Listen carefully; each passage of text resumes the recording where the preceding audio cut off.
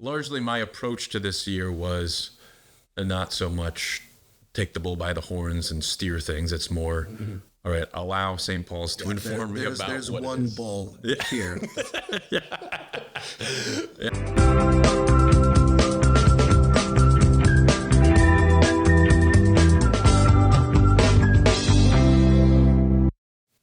Welcome to Vox Pauli, conversations with people past and present at St. Paul's Catholic Student Center at the University of Wisconsin-Madison. Welcome, Father Enan Zelinski. Glad to have you finally here. Yeah, thanks for having me. So you are the Parochial Vicar. I am. Actually, I never was the Parochial Vicar, but I was. Oh, you were well, it's canonical, whatnot. Yeah. We all venerate and love the Code of Canon Law and live it to its full. However, we don't need to get into that right now. So, you've been a priest for how long? 4.5 years as of December. And where did you study for the Holy Priesthood?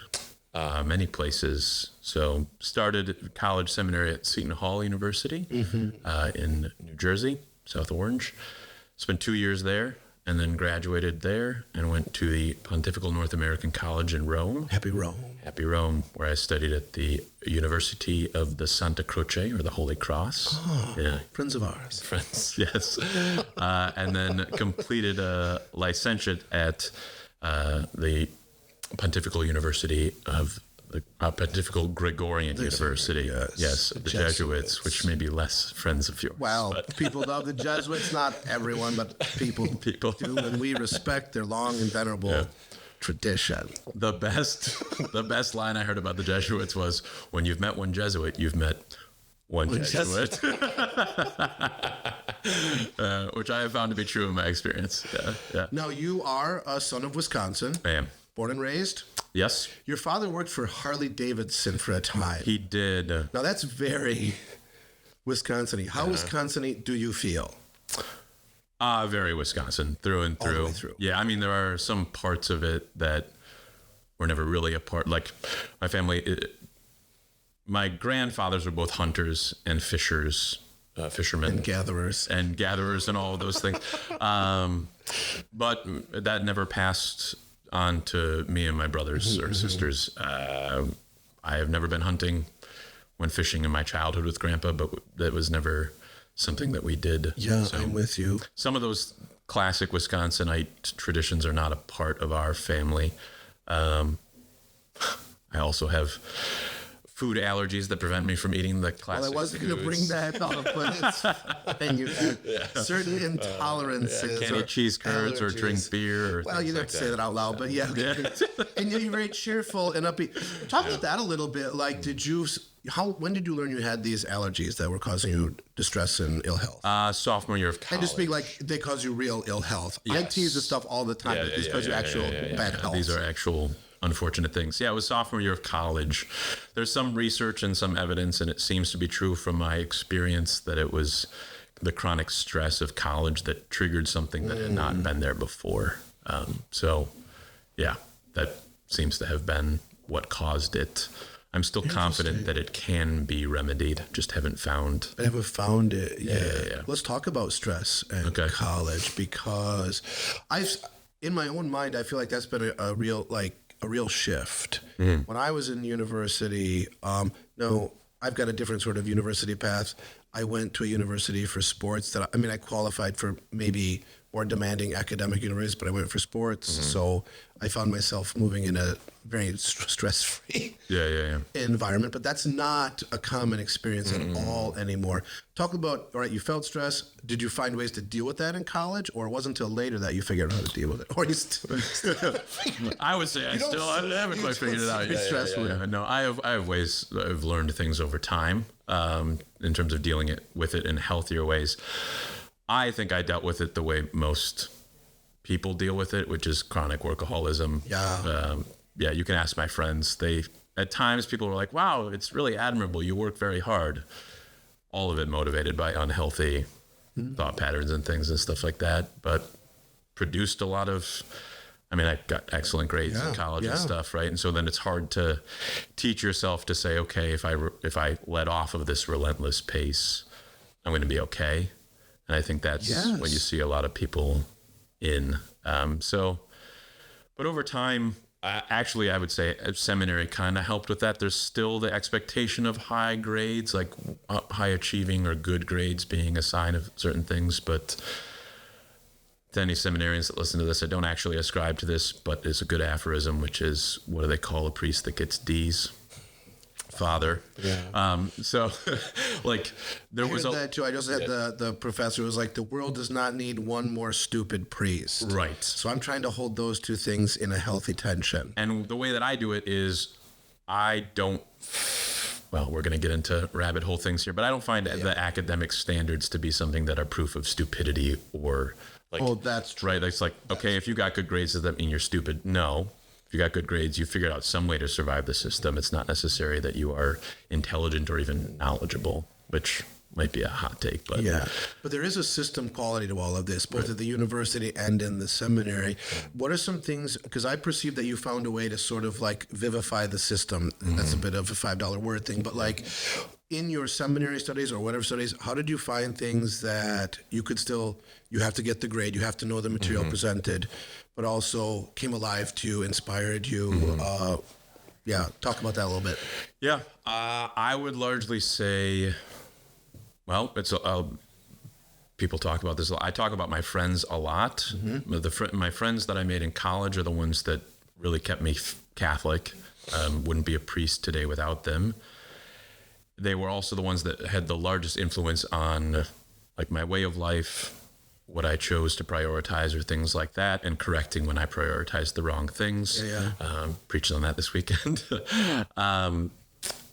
But that was like college, even before seminary. So I didn't say this before, but I was studying electrical engineering at the University of St. Thomas before I heard the call to the priesthood.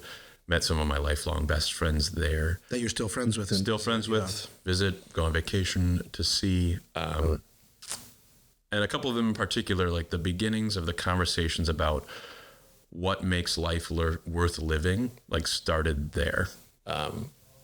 Started in many ways in very juvenile and,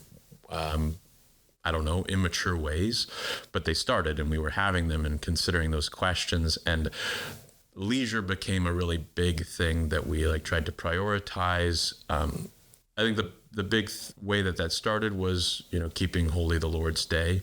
We'd dress up in suits and go to mass, and I'm sure it was just incredibly annoying to everybody that knew us in terms of. You think so? There were people that let us know that they felt that way. Okay, fair enough. Yeah. Just a little cliquish and odd in some ways. All right. But we would do that, and then we'd go and spend multiple hours at brunch. But this was intentional. This wasn't like, let's be nerds in our own club. No. It was, we know each other, we're friends. This is how we want to express. Yep. Leisure is different from hanging out. Right.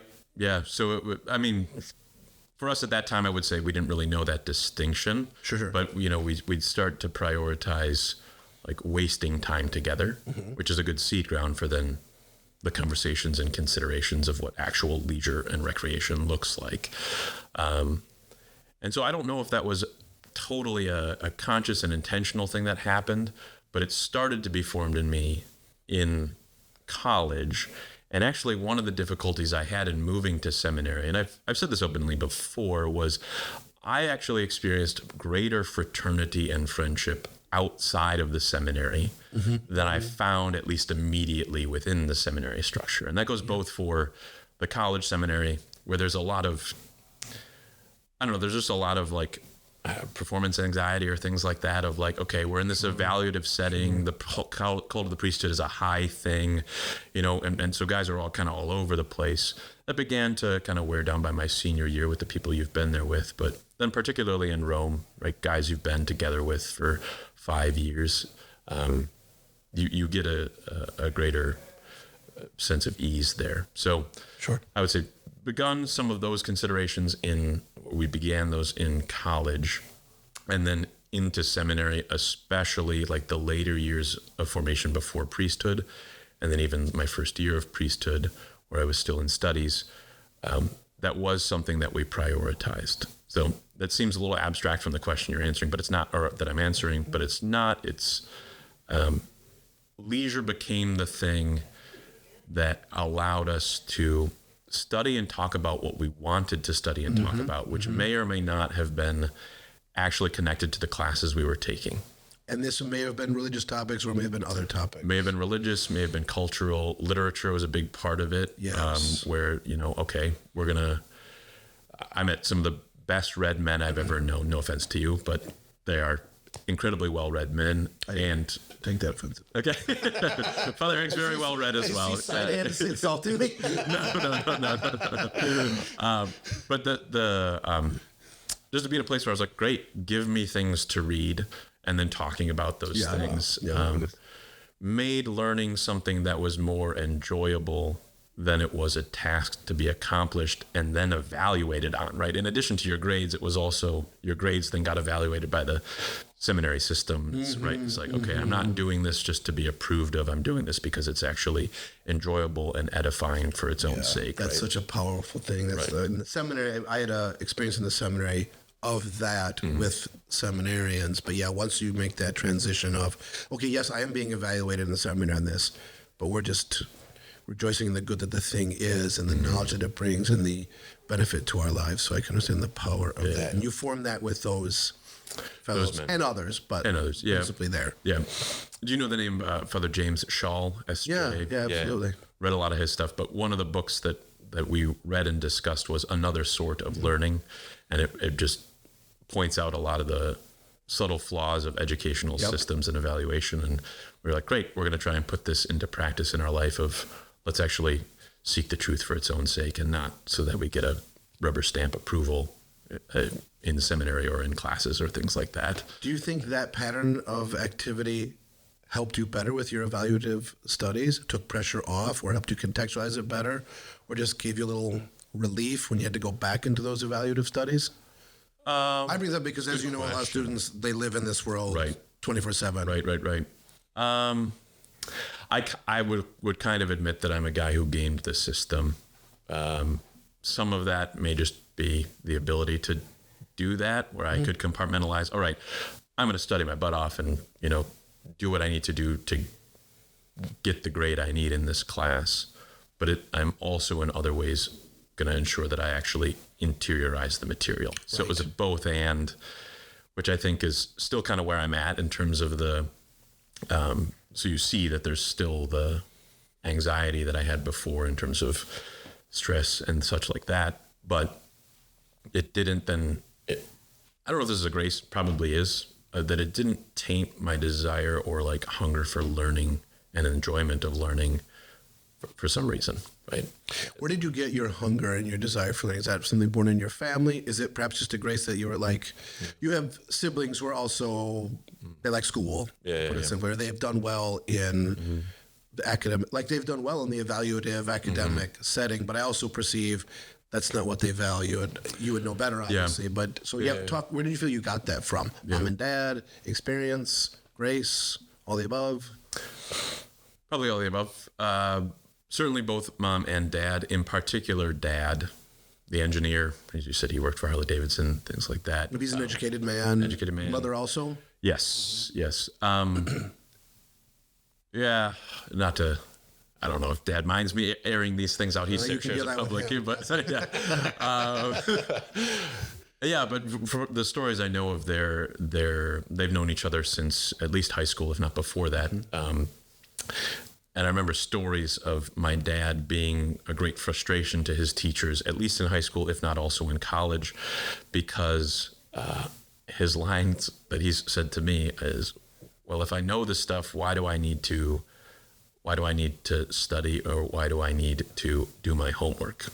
And so he did not, grades didn't seem, I don't think they were what they are today in terms of a university's like acceptance thing. Yeah, right? You're probably right. I think it's even shifted from when I was in high school. I haven't had that conversation with him about like, okay, then how did you get where you got in terms of college? But even now, right, if he knows something, he's like, okay, then this is kind of dumb for me to do, right? So he didn't necessarily get the grades that you would expect from someone who did well in academics or is an intelligent and knowledgeable person.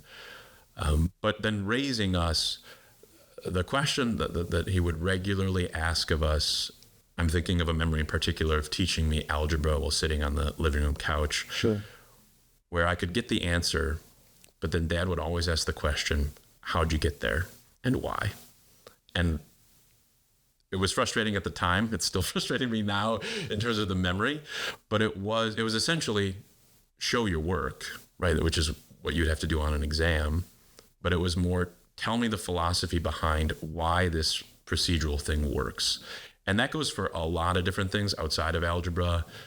He was the coach for us in a lot of our sports, right? And so asking the question why of me and my teammates, why are we doing what we're doing, right? Why do I have you set that pick? Why do I have you do this? Repairing cars in the garage in the frigid weather of winter, like, okay, here's the issue that you're finding. What is the cause of that, right? A lot of causal and philosophical questioning, even around things like STEM topics, right? It wasn't just how do you get the right answer, right? Or get the right answer. It was, okay. So that curiosity, I think, comes from my dad. He still to this day is a continual learner. And my mom is the same way, right? Regularly reading, regularly researching, regularly saying, okay, what more can be learned of these things? So I think that's a familial cultural thing. Yeah, that's a beautiful thing. Yeah. So. And you have brothers and sisters who you feel are, again, not to talk about private stuff, but like, do you feel that your family at large has learned those lessons and are off doing it? Seems certainly the case to me. That's awesome. Yeah. I'd have to ask each of them individually, but similarly, avid readers or continual learners in their professions. We've got a doctor of chiropractic, one pursuing clinical psychology, music. Don't know what the youngest is going to do totally. He's in college now, but yeah. So, I'd say those traits seem to be fairly universal throughout the family. And as you're growing up, you're homeschooled. There we go. And you're interfacing, though, with a lot of apostolates of the Diocese of Madison. Is that true? Actually, not in my childhood. Not so much. No. So our first introduction to the Diocese of Madison was more so the late Robert Charles Merlino, former Bishop of Madison. Former Bishop of Madison. Yes. And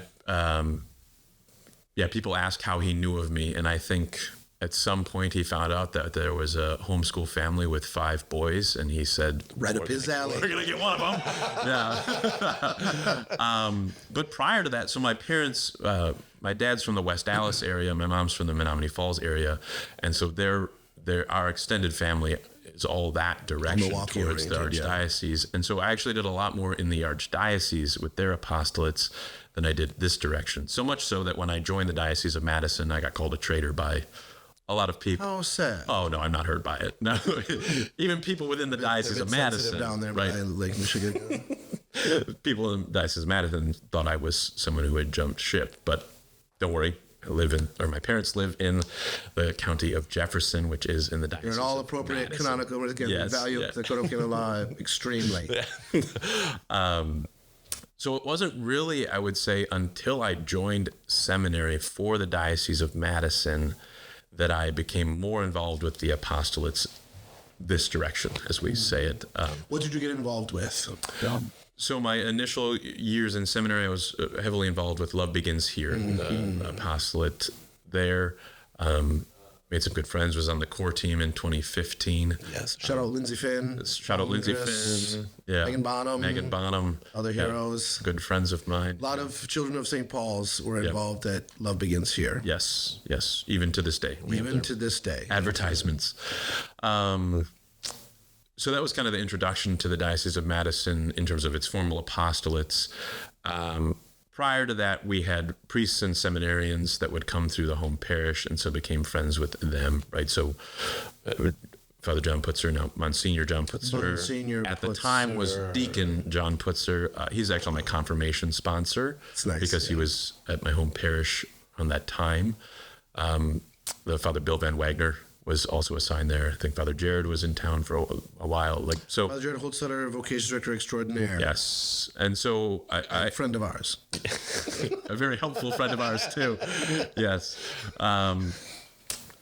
So I had those established relationships with vocations for the diocese. Yeah, it's beautiful. Right? And you look back and you go, well, of course I was going to end up here, but at the time I was insistent that I wouldn't have that vocation. They sound, and again, of course, I got to know you over those years in and out. it seems like that was a very free influence on you, but maybe not. Did you feel like, man, what a free invitation and good example and whatnot? Or did you feel the pressure in the way, like, man, these guys are priests who I like kind of want me to do this?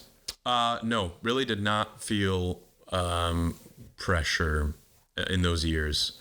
In high school, Bishop Morlino can be a little heavy sometimes. it can be, but basically when you say I'm not interested, he also, at least in my case, respected that. Oh, I thought he was a great respecter of freedom. Yeah, Absolutely, yeah. With the exception of, at my confirmation, I think he said to me, it doesn't matter that you have a girlfriend, but... well, that's true enough. Here we sit. Yeah, here we do sit.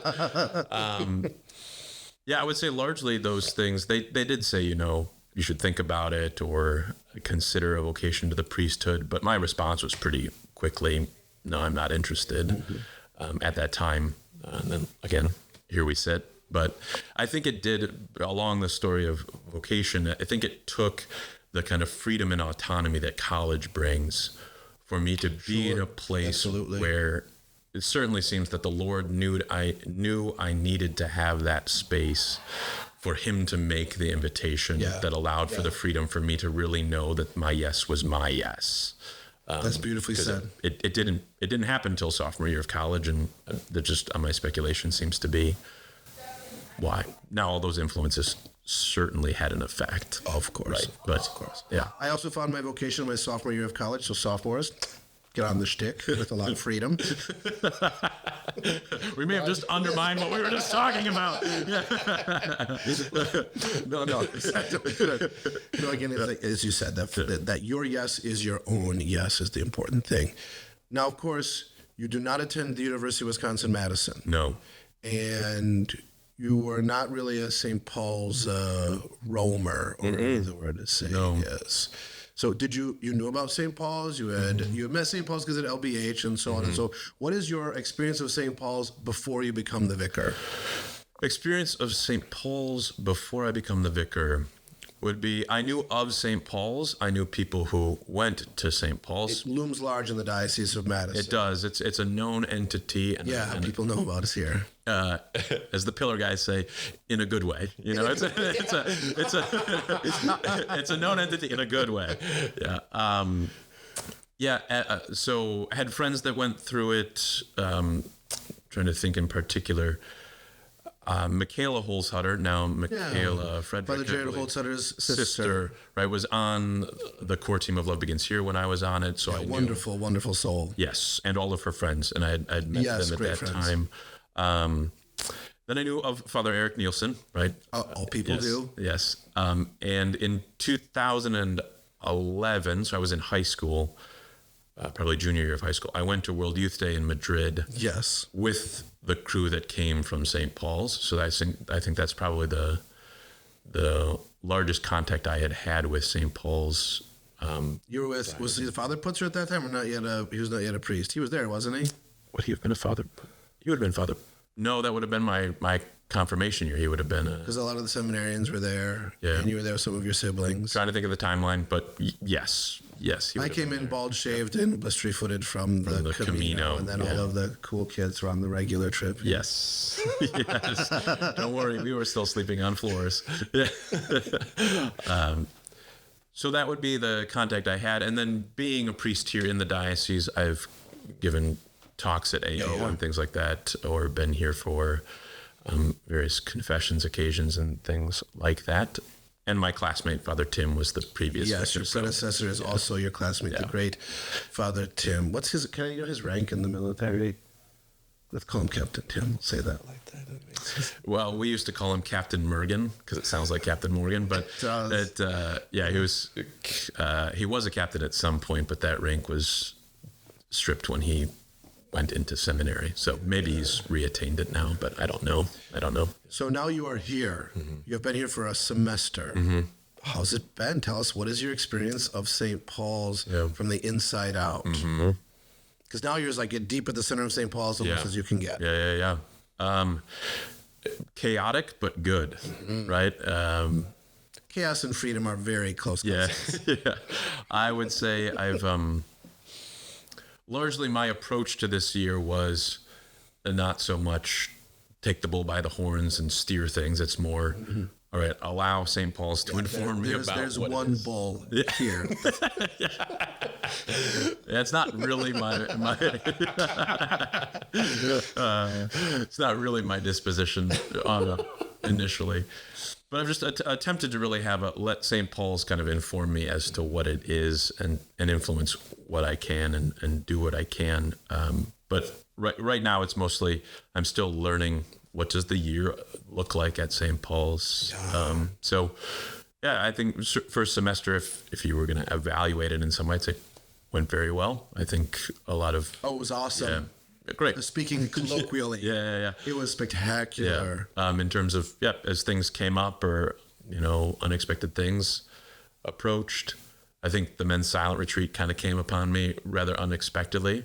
My own fault, but, writing those meditations and stuff... So, okay. And then finishing and being like, I think I could do this, this seems to be a good fit. Fantastic. So, so dead body and all. We're going to go there. Yeah. Someone died on the men's retreat. Not one of our people, but another person. It was tragic. Yeah. I was talking with some of the men that discovered came upon, a dead body on the...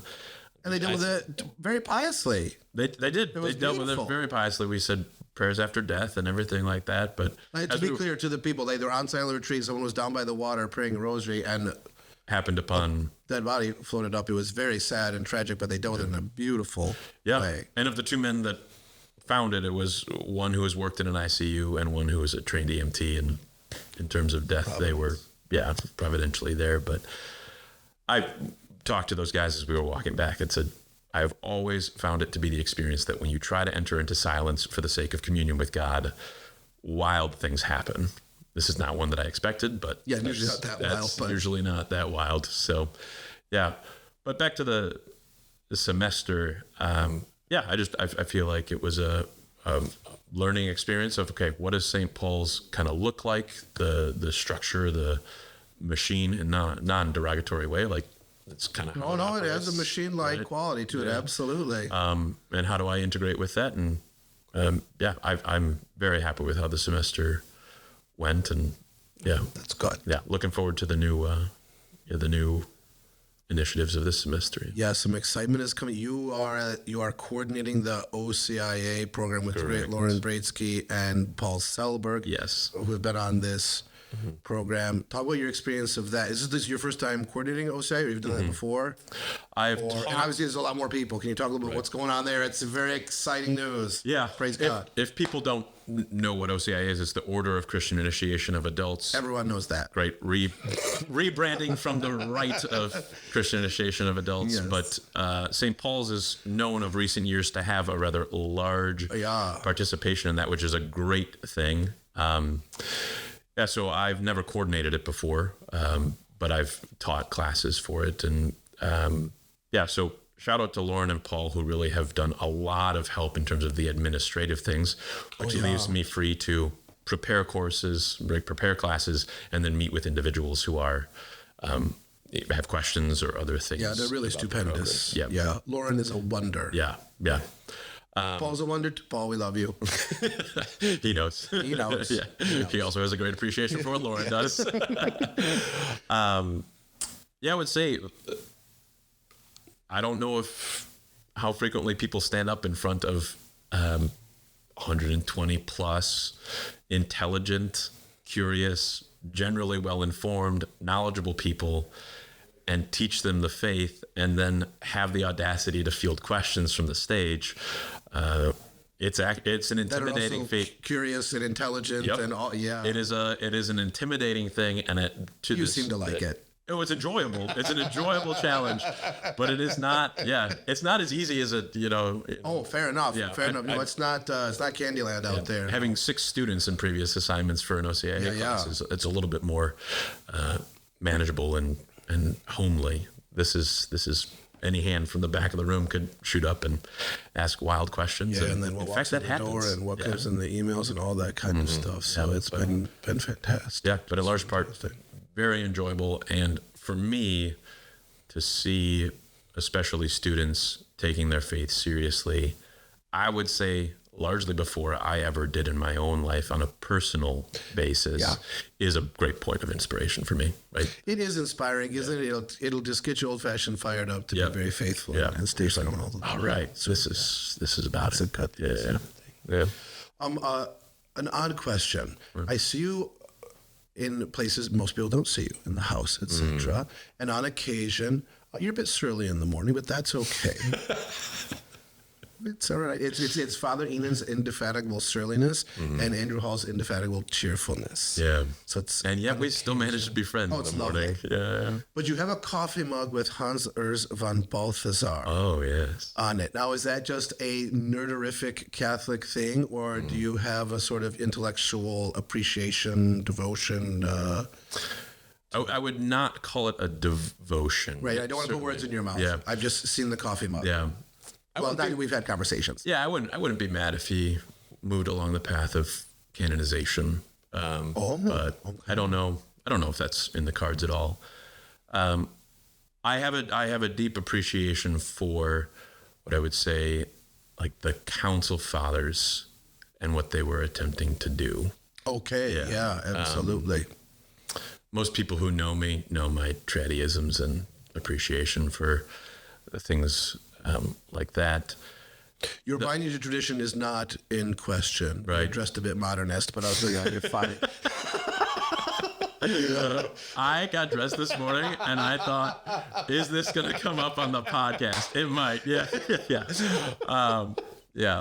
So no. I should have put on the Opus attire. It should have been a tab collar and a if you would have had the cardigan, that would have been too much.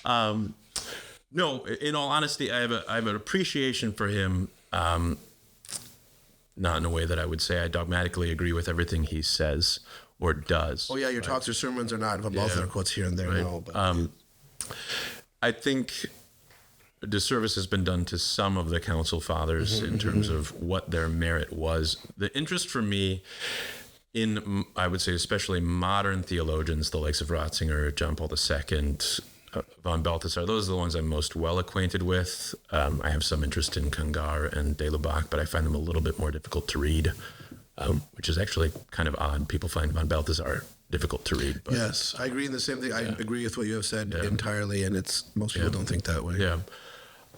What I like in the modern guys is that they take Kant seriously and don't just dismiss him as an idiot, because he's not, right?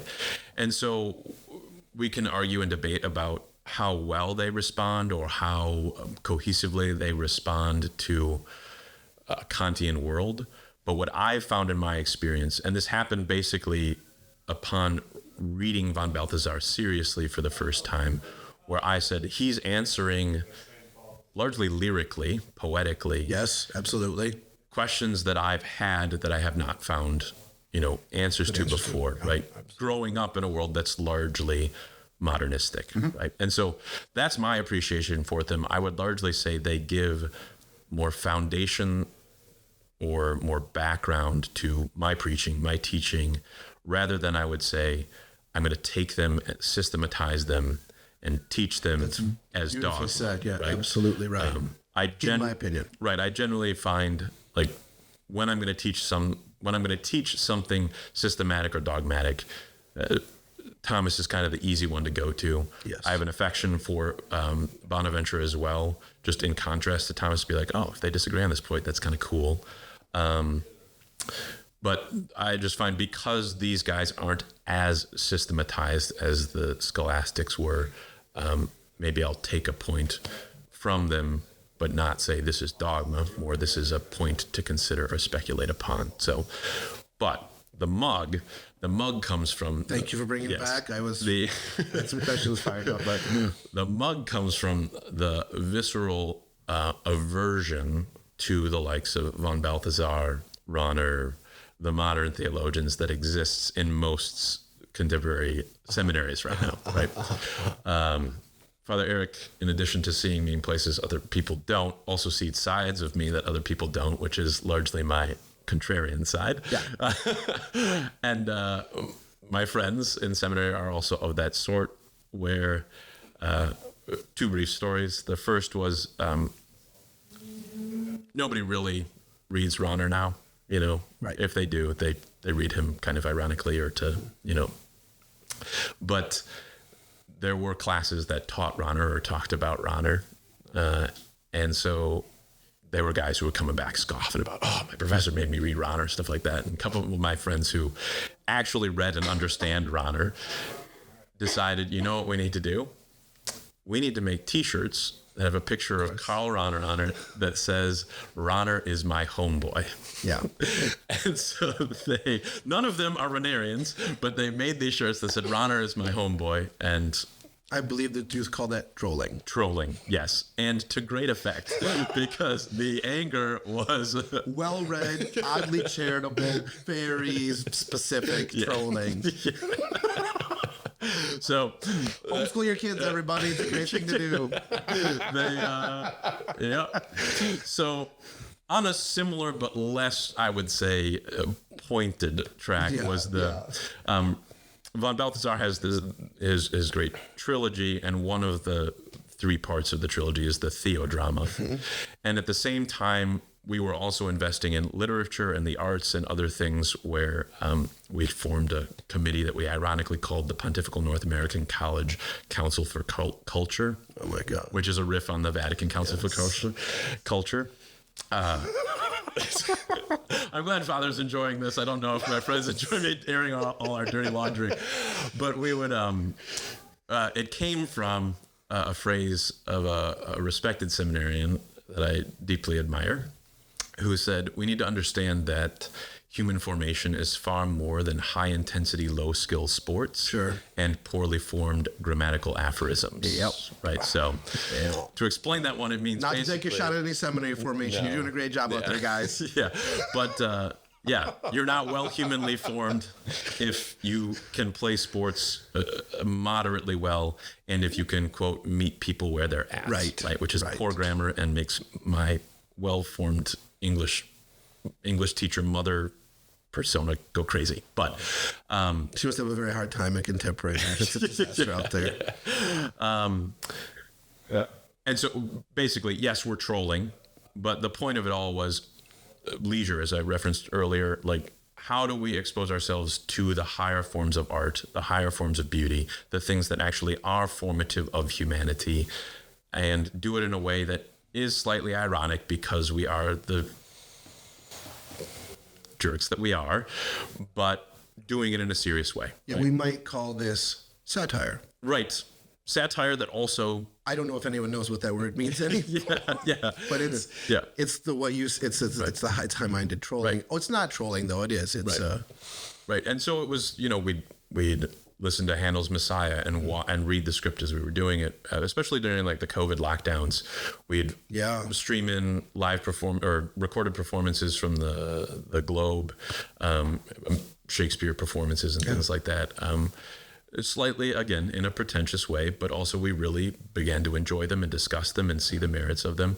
And the von Balthasar thing went along with that, which was we just said, okay, we're kind of forming this odd club. What if we got mugs that said Theodrama Club and put von Balthasar's face on it? Mm-hmm. And so we did it. And so it was. And what we call the constellation of friends of von Balthasar has slowly grown. So a college friend of mine, she's now getting her master's in theology, also purchased a mug after seeing it. And then there's another priest up in the Twin Cities who said, "This is." Do you have to have the passcode to the club to get this mug? No, you just have to have the link to the Shutterfly, which was created, I don't know, years ago. So you got to find it. Yeah. But that's where it comes from. Yeah. This is fantastic. This is absolutely fantastic. As someone whose first exposure to the internet was a website called the Shrine of the Holy Wapping, which was this in nerdified spades. Let's just say, we won't get into that right now, but it's a fantastic, an absolute joy. Yeah. Okay, Father, we'll have to do this again. Certainly. However, for the sake of Kennedy and all of the people, let's bring this a part one of many to a close. Excellent. Any parting word for the people here as we start the second semester? Yeah, I would just ask sincerely for your prayers, especially for the OCIA program. Yes. I think, this is where the rubber hits the road. We, start going through the rites that say, I'm really taking this seriously. And we are well aware, we won't expose any of it really, but like there's a high cost for a lot of people. Yeah, there are a number of people who, they have to sacrifice a lot of real things. Frankly, more than you and I ever have, absolutely. presumably, right? And that's what's edifying, I think, so in beautiful. particular. But it's not easy. So just to actually sincerely ask prayers for them, because it's inspiring, but it's not easy. And yet they continue to choose Christ over, right, even worldly relationships. And that's... Amen. That's straight from the gospel. Straight. So it's pretty cool. Jesus love, absolutely. And then I think just for the two of us, as you steer the ship and I, stand second in command, that we pray for us. That we guide it well and do what especially the students need. So amen. Thank you, Father Enan. Thank you. Thanks for the invite. Thank you, everyone. We'll see you next time. Bye-bye.